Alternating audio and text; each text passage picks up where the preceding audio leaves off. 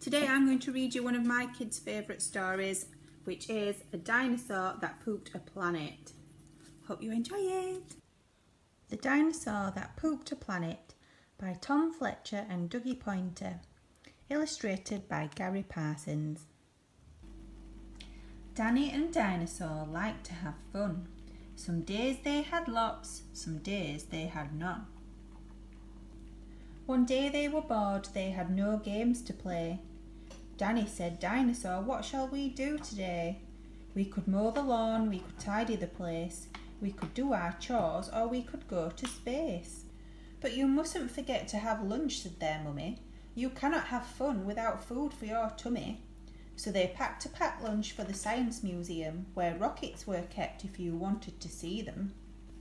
There were hundreds of rockets and spaceship surprises, tall ones and small ones of all shapes and sizes, and one that was ready to launch with a door, big enough for a boy and his pet dinosaur. They ignored all the warnings, they couldn't care less. They pressed all the things that they shouldn't have pressed. T-5, 4, 3, 2, 1, ignition! They started their intergalactic space mission. They flew higher than houses and buildings and cranes, much higher than birds, even higher than planes. "We're in space," Danny yelled as they floated around, but the dinosaur's tum made a rumbling sound. So with no food on board, not the smallest of crumbs, a disastrous dinosaur feast had begun. It gobbled up gadgets and gizmos galore. Nothing was safe from the space dinosaur.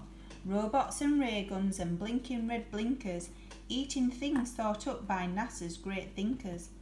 A hyperdrive gamma reactor machine was swallowed along with the space tractor beam. It chewed and it chomped on the spaceship controls. The rocket was dotted with dino tooth holes. Inside it was bare, the spaceship was empty. Outside there was more things to eat, there was plenty. It broke down the door with a cool ninja chop. Out in space, dinosaurs are much harder to stop.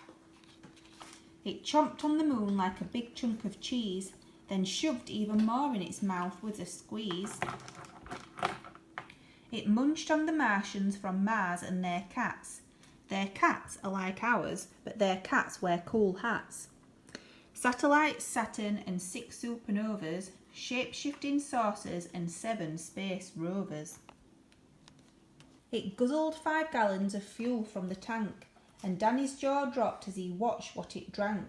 With a crunch and a crack and a nom nom nom nom, in one dino gulp their rocket was gone. Now nothing was left, all Danny could see was a fat dinosaur where their rocket should be.